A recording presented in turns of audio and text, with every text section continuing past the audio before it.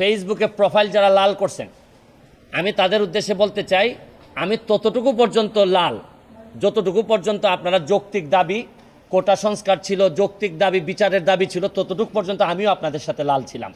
কিন্তু যখন আপনারা আমার নেত্রী জননেত্রী শেখ হাসিনার পদত্যাগ দাবি করতেছেন এবং ধ্বংসলীলায় মেতে উঠেছেন তখন আমি যেমন আপনাদের যেমন আমার নেত্রীর বিরোধিতা করার অধিকার আছে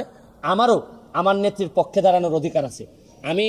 এই সস্তা জনপ্রিয়তার জন্য এখানে ভাইরাল হইতে আসি নাই আমি জানি যে এখন দেখা যাচ্ছে যে এমন একটা অবস্থা যে আপনি ফেসবুকটা এমন যেমন ধরেন আমার মাননীয় প্রধানমন্ত্রী বলতেন যে আমি ফেসবুক এমপি আমি যদি ফেসবুক এমপি হিসেবে চিন্তা করতাম তাহলে ফেসবুকে তো এখন পুরাটাই দখল করে রাখছে হচ্ছে গিয়ে এই জামাতের লোকজন সবচেয়ে বেশি দখল করে আছে তা আমি এখন সরকারের বিরুদ্ধে একটা কথা বললে আমার তো বলার ক্ষমতা আছে আমি তো স্বতন্ত্র এমপি আমি যা ইচ্ছা সরকারের বিরুদ্ধে বলতে পারবো তা আমি তো একেবারে এখন তো আমি মানবতাবাদী শুধু মানবতাবাদী না দেখতেন আমি যদি আজকে খালি সরকারের বিরুদ্ধে বলি কালকে থেকেই সবাই বলবে যে সুমনকে আমরা প্রাইম মিনিস্টার দেখতে চাই প্রধানমন্ত্রী দেখতে চাই তা আমি তো ওই প্রধানমন্ত্রী হওয়ার লোভে আসি না এখানে আমার রাইট রং বোঝার ক্ষমতা হয়েছে আমি পড়াশোনা করে ব্যারিস্টার হয়েছি আপনারা বলতে পারেন যে আমার পড়াশোনা খুবই খারাপ মান খুবই খারাপ কিন্তু এইটা আমি আপনাদেরকে জিজ্ঞেস করতে চাই প্রধানমন্ত্রীরা আপনারা এই রিজাইন করাবেন সরকার পতন করায় আপনাদের আন্দোলন তো এখন পুরাটাই হচ্ছে গিয়ে জামাত শিবির আর বিএনপির দখলে চলে গেছে তাইলে আপনারা জামাতকে আবার ক্ষমতায় আনবেন তারেক জিয়ারে আবার ক্ষমতায় নিয়ে আসবেন যিনি দ্বন্দ্বপ্রাপ্ত তাহলে আপনারা যদি এইগুলো আনেন তাহলে আজকে আপনারা এক দফা চাচ্ছেন এক দফায় কি মনে করলাম যে আপনাদের এক দফায় আমি মেনে নিলাম মাননীয় প্রধানমন্ত্রীকে বললাম যে আপনি কি করেন পদত্যাগ করেন ছাত্ররা মারা যাচ্ছে এই না আমরা বললাম তারে স্বতন্ত্র এমপি হিসেবে আমি তারে বললাম আজকে যারা এক দফা দিচ্ছে কালকে এরা আরেকটা দফা দিবে দিয়া বলবে যে আপনি আওয়ামী লীগ করা বন্ধ করেন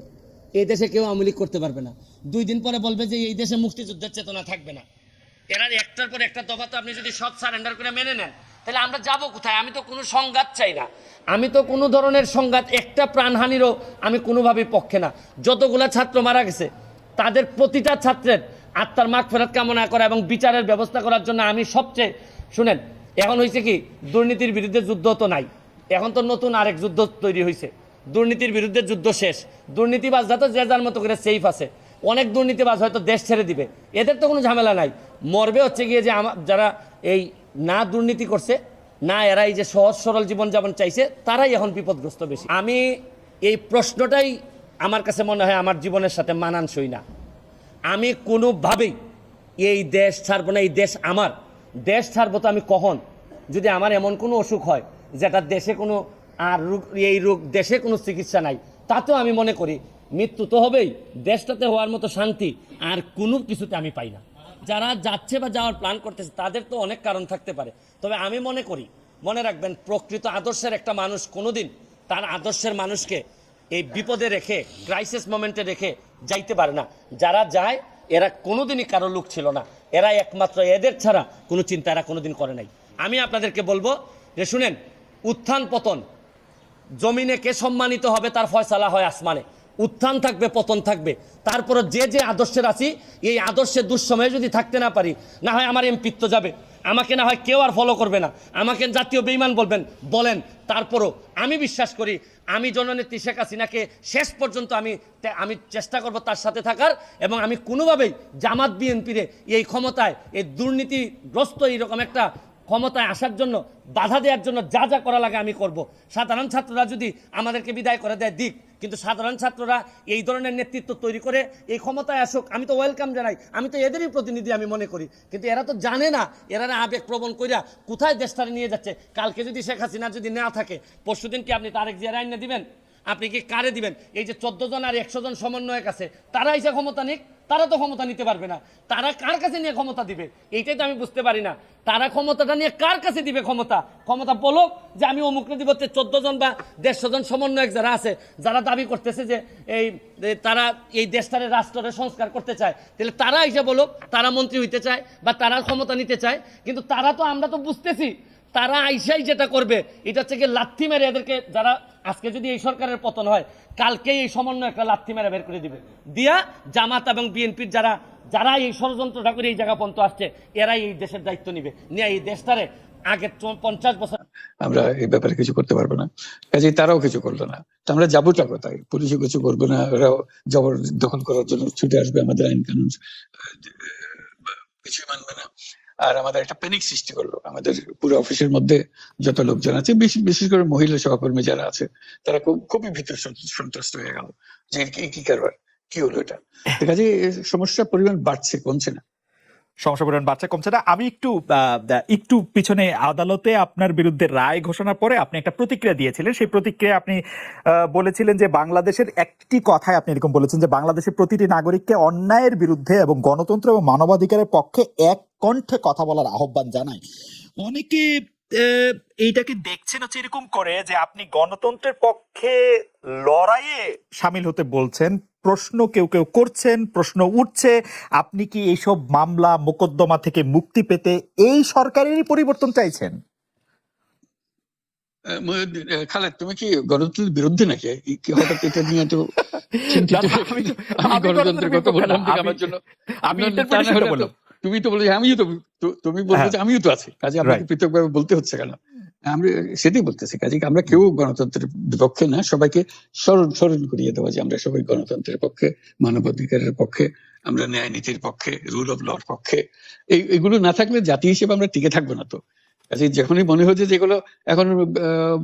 ফরেন ওয়ার্ডস হয়ে গেছে, তাতে মনে হবে যে আমাদের সমাজ হিসেবে আমাদের দায়িত্ববোধ অনেক বেড়ে গেল। এগুলোকে প্রতিষ্ঠিত করা, সোচ্চার করা, মুখ ফুটে বলা, এটা সবাইকে বলতে হবে, মুখ ফুটে বলতে হবে। আমার বিরুদ্ধে অভিযোগ হলে আমি বলছি না বলে, আপনি বলছেন না কেন? একবার বলে এখন তোমার প্রশ্নের সম্মুখীন হয়ে গেলাম। অনেকে বলছেন না, আপনি তো শতবার শতমুখে গণতন্ত্রের কথাই বলবেন, আমাদের সবারই বলা উচিত, কিন্তু প্রশ্নটা এমন ভাবে তোলা হচ্ছে যে আপনি আসলে আপনার রায় ঘোষণার পর আপনি বলছেন গণতন্ত্রের কথা, মানবাধিকারের কথা। অনেকে বলছেন যে এই কথা কি আসলে যেহেতু ব্যাপারটা আপনার উপরে আসলো তখনই আপনি আসলে বললেন কিনা, নাকি আপনি আসলে বলতে চান না, আপনি আগে যেরকম বলছেন। হতে পারে, মুখ যখন বন্ধ থাকে কোনো কথাই বলা হয় না। এখন যখন মুখ খোলার সুযোগ হয়েছে, সামনে ক্যামেরা নিয়ে দাঁড়িয়ে আছে, মাইক্রোফোন দিয়ে দাঁড়িয়ে আছে, কথা বলছি, কাজে মনের কথাটা বললাম আর কি, যেটা মনে ছিল বলা হচ্ছিল না সেটা বললাম। এটা আমার ধারণা এটা সবারই মনের কথা, সেটাকে প্রকাশ করা। তারাও চায় যে তারা বলুক, আমি বললে তাদের মনে সহসা উনি বলছেন যেমন আমরা বলতে পারবো। প্রফেসর ইউনূস, আপনি যখন বলছেনই তখন আমি এই কথাটাকে একটু ইলাবোরেশন আপনার কাছে আশা করতে পারি, যে আপনি যখন বলছেন যে গণতন্ত্র মানবাধিকারের পক্ষে এক কণ্ঠে কথা বলার আহ্বান আপনি জানাচ্ছেন, আপনার কাছে কি মনে হচ্ছে যে গণতন্ত্র মানবাধিকারের পক্ষে এখন বহু পক্ষ বহু কণ্ঠ, এটা আসলে এক কণ্ঠে কেউ বলতে পারছে না বা সাহস পাচ্ছে না বা বলছে না, এরকম আপনার মনে হচ্ছে কিনা? আমার মনে হচ্ছে তাই, কারণ বলতে পারছে না তো, মুখ খুলে সব গণতন্ত্রের কথা বলতে পারছে না। সেটা বলা, বাক্যে বলা, পরিষ্কার কণ্ঠে বলা, এটা আমাদের সবার দায়িত্ব, জাতীয় দায়িত্ব। যে না হলে তো গণতন্ত্র বলে কিছু থাকবে না আমাদের জন্য, আদৌ গণতন্ত্র বলে কিছু থাকবে না। একটা প্রশ্ন করি যে বর্তমান সরকার আরো স্পেসিফিক ভাবে বললে প্রধানমন্ত্রী শেখ হাসিনা স্পষ্টতই আপনাকে অপছন্দ করেন, অনেক কিছুর জন্য আপনাকে দায়ী করেন, পদ্মা সেতু এবং এই সেই। এর কারণ কি বলে আপনি মনে করেন? আপনাকে কি তিনি তার প্রতিদ্বন্দ্বী মনে করেন, নাকি সত্যি তার কাছে এমন কোনো তথ্য রয়েছে যে আপনার বিশাল কোনো রাজনৈতিক অভিলাষ রয়েছে? আপনি কি রাজনৈতিকভাবে তার প্রতিদ্বন্দ্বী হয়ে উঠছেন বলে তিনি আপনাকে অপছন্দ করছেন, না কি কারণে, আপনার কি মনে হয়? আমার মনে হয় উনি মনে করেন যে আমি দেশের সর্বোচ্চ ডাকু, সন্ত্রাসী, কিংবা আমি অপরাধী, আমি সেরা চোর, এই জাতীয় জিনিস মনে করেন। কাজে সেগুলো ব্যাখ্যা করেন উনি তার মনকে। উনি বলেন যে আমি সুদখোর, আমি ঘুষখোর, আমি সব এমন সব কটু শব্দ ব্যবহার করেন যাতে মনে হয় যে আমার সম্বন্ধে তার ধারণা খুবই খারাপ। কিন্তু এইটা তো এরকম ছিল না। আমরা দেখেছি যে 96 থেকে 2001 সাল পর্যন্ত নানাভাবে এই সরকারি বা আওয়ামী লীগ সরকারি আপনার সাথে, বা আপনি আওয়ামী লীগ সরকারের সাথে একসাথে কাজ করতে কোনো সমস্যা হয়নি। আপনি এইটার জায়গাটাকে একটু, ব্যাকগ্রাউন্ডটাকে আমাদের একটু বলা যাবে যে আপনার কাছে কি মনে হয় কেন এই শত্রুতার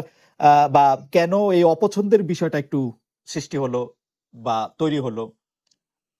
যেই হোক, এটা আমার তরফ থেকে হয় নাই। আমি তাকে যথাযথ শ্রদ্ধা করে নিয়ে গেছিলাম